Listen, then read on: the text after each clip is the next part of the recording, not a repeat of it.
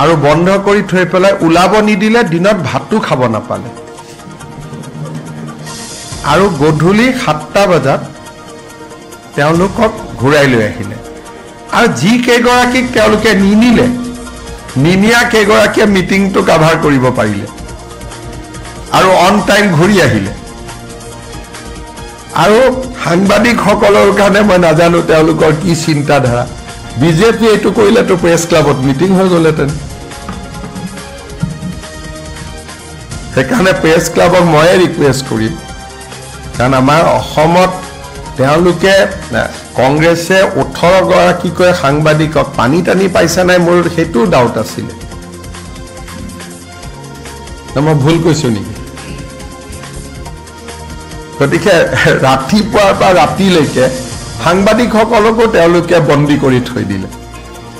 আৰু এজন সাংবাদিকেও আহি ফেচবুকত লিখোৱা নাই কথাটো লুকাবৰ কাৰণে থৈ দিছে গতিকে এইটোৱে কংগ্ৰেছ পাৰ্টি গতিকে তেওঁলোকে কি কৰিব পাৰে আপোনালোকে অলপ নিজে চিন্তা কৰক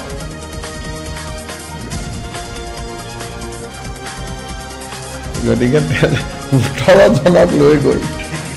ৰাতিপুৱাৰ পৰা গধূলি গোটেই মানিব লাগিব এজনে আহি ফেচবুকত লিখা নাই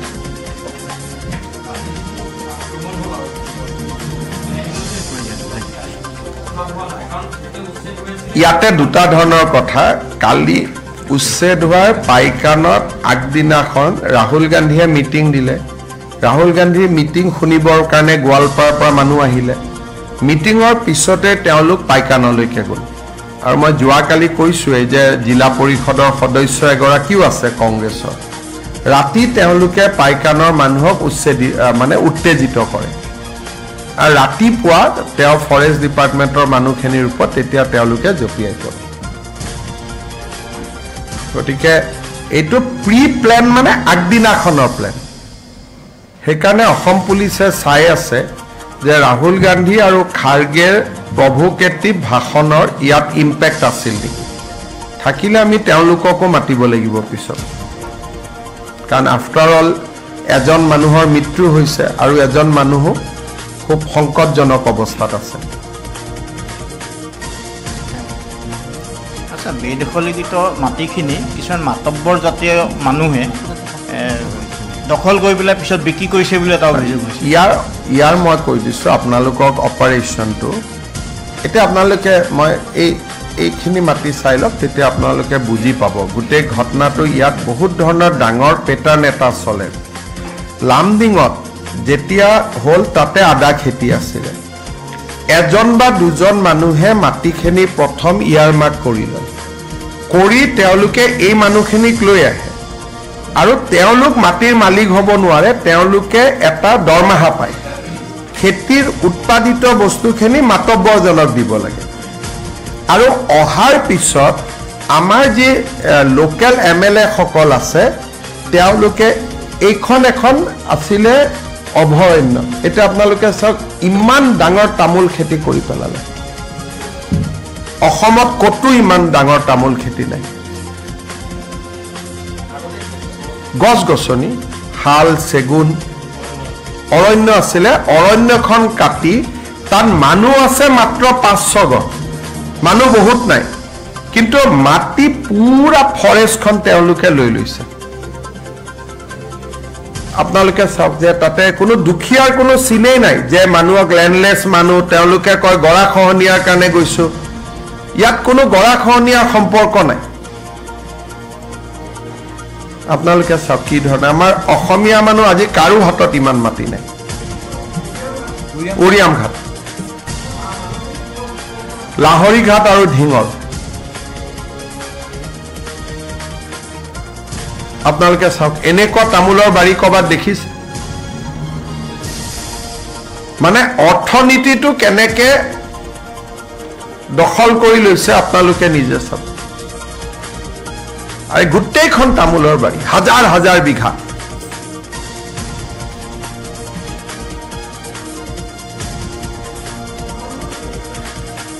ফেমিলি খুব কম এইকেইটাই ঘৰ যিকেইটা ঘৰকেইটাৰ মাজত দেখি থাকিব কাৰণ এওঁলোকৰ অৰিজিনেল ঘৰ লাহৰি ঘাট আৰু ঢিঙত এইটো চাওক গোটেই তামোলৰ বাৰী মই যিমান দেখুৱাই আছো মানুহটো আপুনি নাপায় এইটো 8 বছৰৰ পৰা কৰি আছে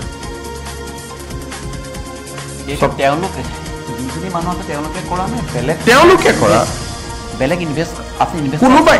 এতিয়া চাওক এইটো ইয়াতে যিবিলাক মানুহে লৈ আহে তেওঁলোকৰ চলে এটা মাতব্বৰ চিষ্টেম এজন মালিক থাকে আৰু মালিকৰ আণ্ডাৰত মানুহ কেইজন থাকে কিন্তু যেতিয়া লাহে লাহে তেওঁলোক ভোটাৰ হৈ যায় MLA এটা পলিটিক্যাল পাৱাৰ হৈ যায় তেতিয়া লাহে লাহে মাতব্বৰীটোও আৰু নতুন মাতব্বৰো সৃষ্টি হয় তাৰ ভিতৰতে তেওঁলোকে গৈ আৰু নতুন মাটি দখল কৰিলে এইখিনি হল এনক্ৰোচমেন্ট মানুহ ইমান এইখিনি মানুহে আৰু এবাৰ তামোলৰ খেতিটো পুৰা দেখাওকচোন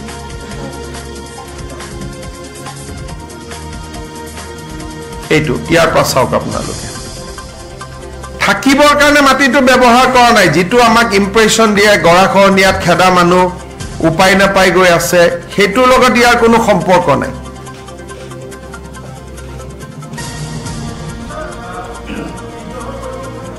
অধিগ্ৰহণ কেনেকৈ কৰিব এতিয়া মাটিৰ মালিকৰ পৰাহে অধিগ্ৰহণ কৰে আৰু এইটো ফৰেষ্টৰ মাটি আমিতো চৰকাৰে কেতিয়াও অধিগ্ৰহণ কৰিব নোৱাৰো ফৰেষ্টে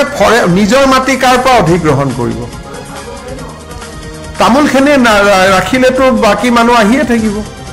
ফৰেষ্টত তামোল থাকিব নোৱাৰে না ফৰেষ্টত শাল চেগুন ফৰেষ্টত তেতিয়াতো এইটোতো আপুনি আৰু তাতে তামোল ৰাখিলে তাৰ মালিক কোন হ'ব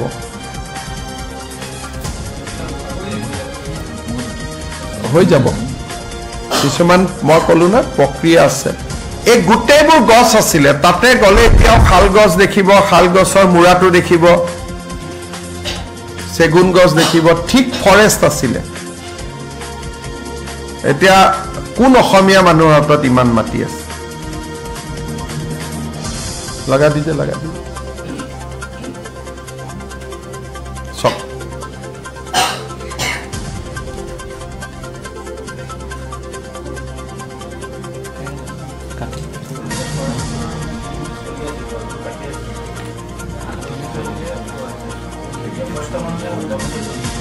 জনালেতো এইটো অৱস্থা নহয় বা জনালেও জনোৱা মানুহবিলাক কোন হেতু চাব লাগিব মোক কোৱা মতে 3 জন ৰেঞ্জাৰ আছিল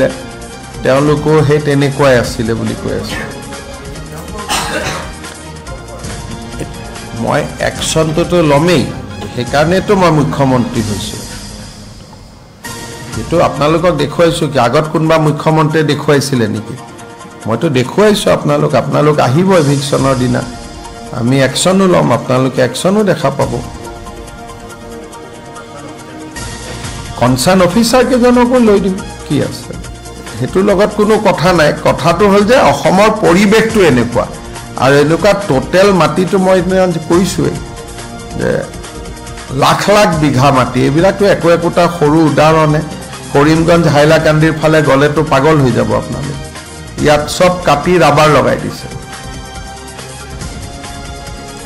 গছবিলাক কাটি ওপৰৰ পৰা ড্ৰোনত হেউজিয়াই দেখি থাকি মানুহে ভাবে ফৰেষ্টে চলি আছে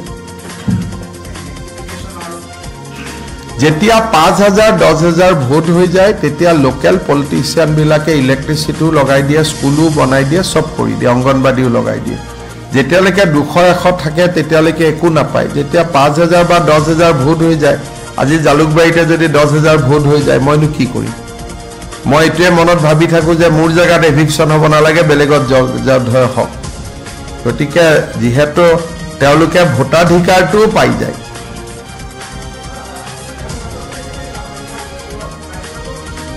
পাইকানৰ গোৱালপাৰা সাউথ সালমাৰা বৰপেটা তেওঁলোকো তাৰ পৰা আহিছিল আৰু নতুনকৈ এতিয়া আজিকালি মণিপুৰৰ পৰা বহুত মানুহ আহা কৰিছে আৰু এবিলাক গোৱালপাৰা বৰপেটা বুলি কয় কিন্তু হ'ব পাৰে বেংগলৰ পৰা হ'ব পাৰে ভাষাটোতো একে কোৱাটোতো বেলেগ কথাটোতো বেলেগ আৰু হ'ব পাৰে বাংলাদেশৰ পৰা নতুনকৈ ফ্ৰেছ মানুহ আজিকালি আমি ধৰো আগতেতো ধৰা সিস্টেম নাছিলে একিটা দিনে ধৰ যোৱাকালিও আমি 16 জন ধৰিছো আগতো ধৰা সিস্টেমো নাছিলে হয়তো মাতব্বৰ বিলাকে ইয়াত কাম কৰিব কাৰণে লৈ আহিছিল সেইকাৰণে বহুত মানুহে মাটি পিছত ক্লেইম নকৰে তো মানুহবোৰ নোহোৱা হৈ যায় আপোনালোকে প্ৰায় সোধে নহয় যে এভিকশ্যনৰ পিছত মানুহবোৰ ক'ত গৈছে এমাহ 45 দিনৰ পিছত মানুহবোৰ নোহোৱা হৈ যায় উজনি অসমত কৰাৰ কথা কিবা চিন্তা কৰিছে উৰিয়াম ঘাটটো উজনি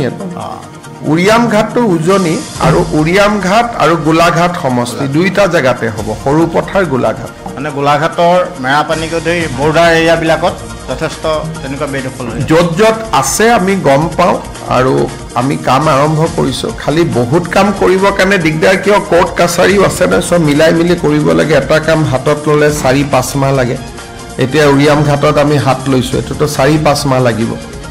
কাৰণ সুপ্ৰিম কোৰ্টে ডেট ধৰি দিছে ইমান দিনৰ নটিচ দিব লাগিব কোনোবাই কোৰ্ট কেছ কৰিলে এইটো কোৰ্টত ঠিক কৰিব লাগিব কালিয়ে গৈ কাটি দিব নোৱাৰে তাত গোটেই প্ৰক্ৰিয়া এটা আছে কিন্তু ইমান ডাঙৰ তামোল মানে কতো খেতি নাই অসমত আৰু গোটেই আমাৰ গছ গছনি কাটি কৰা আৰু ইয়াত ল্যান্ডলেস বুলি শব্দটো নাই ইয়াত সব জমিনদাৰী আৰু মাতব্বৰী যেটো মানুহে কয় থাউজেন্ডস অফ এইখিনিয়ে যেটো আমি দেখালো এটা পাৰ্ট মিনিমাম তো ইয়াতে মই দেখি আছো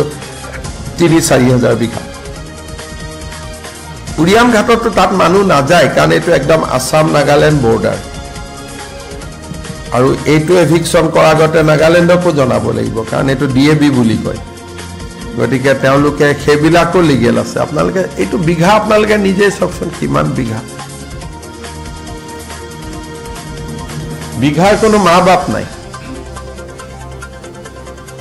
কোনো অসমীয়া মানুহৰ হাতত ইমান মাটি নাই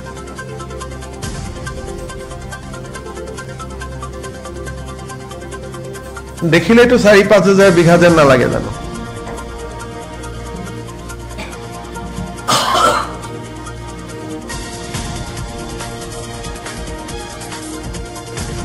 ইয়াতে তেওঁলোকে সুপাৰি বনায় মাইনমাৰৰ সুপাৰিটো ইমানলৈকে আহে আহি ইয়াতে আমাৰ অসমীয়া সুপাৰি লগত মিক্স কৰি দিয়ে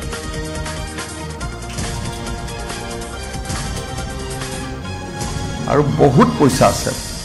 যিবিলাক মালিক CM sir, one political question. The former Chief Minister of Chhattisgarh, his son has been arrested by ED in a money laundering case. Sir, how do you see this, sir? मैं क्या बोलूं भाई तो क्या ईडी का पास क्या है क्या नहीं है मेरा तो मालूम नहीं है सो ऐसे टिप्पणी करना थोड़ा सा मुश्किल है ठीक है सर আজি ৰবীন্দ্ৰ ভৱনত তেওঁলোকে মানে শিল্পী সমাজৰ পৰা প্ৰতিবাদ কৰিছে তেওঁলোকৰ ৰবীন্দ্ৰ ভৱনটো পুনৰ লাগে আৰু তেওঁলোকে বিকল্প একো বিচৰা নাই আপোনাক ৰবীন্দ্ৰ ভৱনৰ মানে ৰবীন্দ্ৰ ভৱনটোত কি হৈছে মই এটো বন্ধ হৈ আছে আজি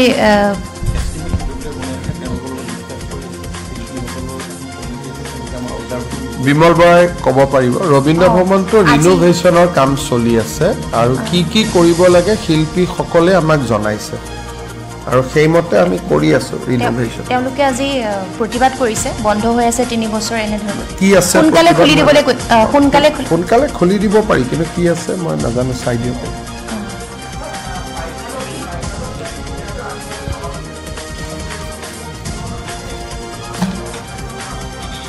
আৰু নাহে আৰু এটা ষ্টেজৰ পিছত নাহে আৰু এটো আহাটো বন্ধ হৈ গ'ল কালিলৈকে আছিলে পইণ্ট কিন্তু এটা পৰ্যায়ৰ পিছত নাহে আৰু মোৰ অভিজ্ঞতা হৈ গ'ল তো কোৰ পিছত নাহে মই জানো আজিৰ পিছত নাহে আৰু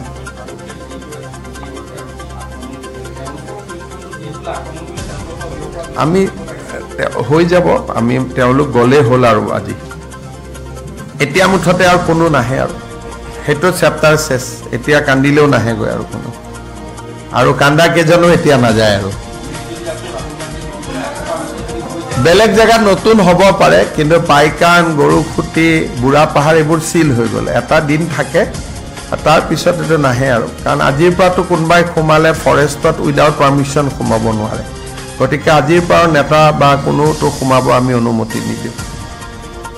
গভৰ্ণমেণ্টে প্ৰথম ষ্ট্ৰিক্ট নহয় কাৰণ এইবাৰ হাইকোৰ্টেও আমাক কৈ থৈ দিছিলে যে মানুহখিনি কৰবাত নোযোৱালৈকে অন্তত টেন্টৰ সুবিধা দিব খোৱা পানী দিব গতিকে আমি এভিকশনৰ পিছত অলপ মানৱীয়ভাৱে যি কেদিন থাকে থাকিব আৰু আমি প্ল্যান্টেশন আৰম্ভ কৰোঁ এতিয়া আমি কালি পৰখিৰ পৰা তাত প্ল্যান্টেশন আৰম্ভ হৈ যাব নতুন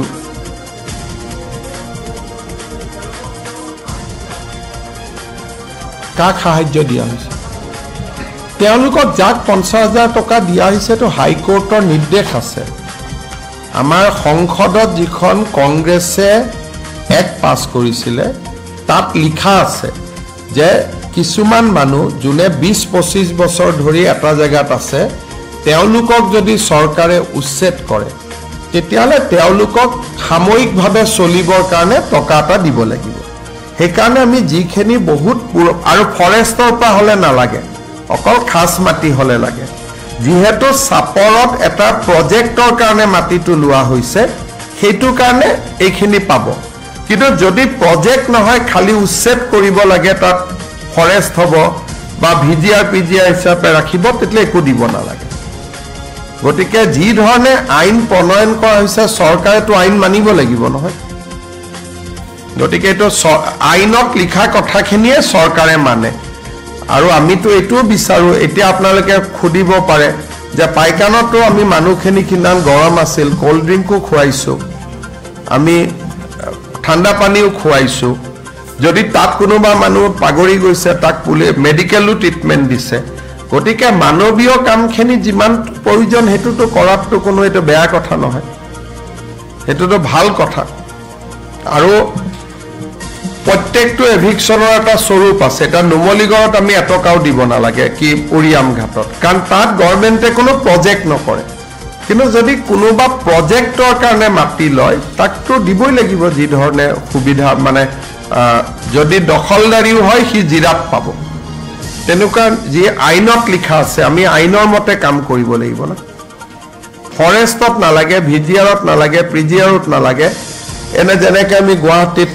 খিলখাকুত উচ্ছেদ কৰিছিলো তেওঁলোককোতো আমি দিছো যদিও মাটিটো তেওঁলোক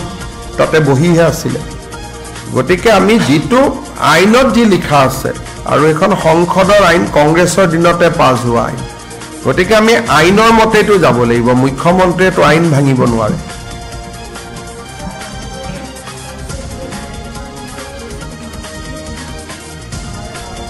তো আহিছে যোৱাকালিতো এই বিষয়ে মই কৈছোৱে আৰু ভাল কৰি কৈছোৱে যে ৰাহুল গান্ধী যদি সিদিনাখন নাহিলেতেন তেতিয়ালে ফায়াৰিংও নহলেতেন গুলিকাণ্ডও নহলেতেন আৰু মানুহখিনিও লাহে লাহে গ'লহেতেন আমিতো মানুহখিনি এভিকশনৰ পিছতো 40-50 ঘৰ মানুহ তাতে আছিল আমি বাধাও দিয়া নাছিলো থাকক কেইটামান পিছত নিজে নিজে উঠি যাব বা আমি কৈ উঠাই দিম উত্তেজিতটো কৰাৰ কাৰণে উত্তেজিত হল না মানুহখিনি প্ৰত্যেকটো ঘটনাত যেতিয়াই উত্তেজনা কৰিব কোনোবাই যায় বা উত্তেজিত বক্তব্য দিয়ে তেতিয়াই এই মানুহসকলে হাতত লাঠি জুং লৈ চেষ্টা কৰে গৰুখুটিটো একেটাই ঘটনা হৈছিল গতিকে এটো পেটাৰ্ন যেনেকৈ বুঢ়া চাপৰি যেতিয়া এভিকশন হৈছিল আমাৰ কংগ্ৰেছৰ বিধায়ক এজনে গৈ উত্তেজিত কৰিলে তেতিয়া পিছদিনাখন মানুহখিনিক লাঠি জুং লৈ খেদি আহিলে কাৰণ এওঁলোকে বহুত পেপাৰ টিভি পঢ়ি থকা মানুহ নহয় কোনোবাই গৈ উত্তেজিত কৰি দিয়ে উত্তেজিত হৈ যায় আৰু এটা তেওঁলোকৰ সাইকোলজি আছে তেওঁলোক যত থাকে জাগাখিনিত কংগ্ৰেছৰ পৰিবেশ আছে নহয় কাৰণ তেওঁলোকে একাৰণে ভাবে অহাবাৰ চৰকাৰখন কংগ্ৰেছৰে হ'ব কাৰণ সেই জাগাবিলাকত এটা সাপৰত যদি আপুনি থিয় হয় কংগ্ৰেছে লাগে গোৱালপাৰাত থিয় হলে কংগ্ৰেছে লাগে যিখিনি জাগাত এভিকশন হৈছে বা ঢিং লাহৰিঘাটত থিয় হলে কংগ্ৰেছে লাগে গতিকে সেই জাগাখিনিৰ মানুহে অসমৰ বাকি ৰাজনৈতিক পৰিবেশটো তেওঁলোকে বিশ্লেষণ কৰিব নোৱাৰে তেওঁলোকে ভাবে ৰাহুল গান্ধীয়ে কৈ গল যদি হৈ গল কাৰণ তাত থিয় হলে যোৰহাট ডিব্ৰুগড় শিৱসাগৰ তাত কি চলি আছে গম নাপায় কাৰণ তাত এশই কংগ্ৰেছ এটা আমাৰ ইয়াত 50 জন কংগ্ৰেছ 50 জন বিজেপি ইয়াত পলিটিক্যাল ডিবেট হয় তাততো পলিটিক্যাল ডিবেট নাই 100 জনেই কংগ্ৰেছী গতিকে এজনে সুধিয়ে এই আগলেবাৰ কে আসবে কি কবা কংগ্রেস আসবে আর তুই बोलो तो कांग्रेस আসবে তুই बोलो कांग्रेस तो राहुल जी बोले गए तो की चिंता গতিকে তার পরিবেশটো আমি কল্পনা কৰাৰ দৰে নহয় এটো এখন কমপ্লিট বেলেগ এখন পৃথিৱী আপুনি ঢিং লাহৰীঘাটত যেতিয়া থিয় হ'ব দলগাঁৱত থিয় হ'ব ধুবুৰীত থিয় হ'ব 100জনেই ক'ব অহাবাৰ কংগ্ৰেছ আহিব গতিকে আমিতো আৰু হৈয়ে গ'ল আমাৰ এইবিলাক মন্ত্ৰী MLA বিলাকেও কৈ দিয়া অহাবাৰ আমি মন্ত্ৰী হ'ম গতিকে তাৰ দুনিয়াখন কমপ্লিটলি বেলেগ দুনিয়া এখন আমাৰ লগত নিমিলে এখন দুনিয়া স্যার রাহুল জি কৈ গৈছে 26ত সরকার হলে স্যার আপনার উপরে অ্যাকশন লব কিবা এটা অ্যাকশন দেখুন রবার্ট ভদ্রার উপর যোৱাকালি হল মুক্ত 26ৰ আগত যে ৰাহুল নিজে জেলত নাযাব কি গ্যাৰেন্টি আছে হ'ব থ্যাংক ইউ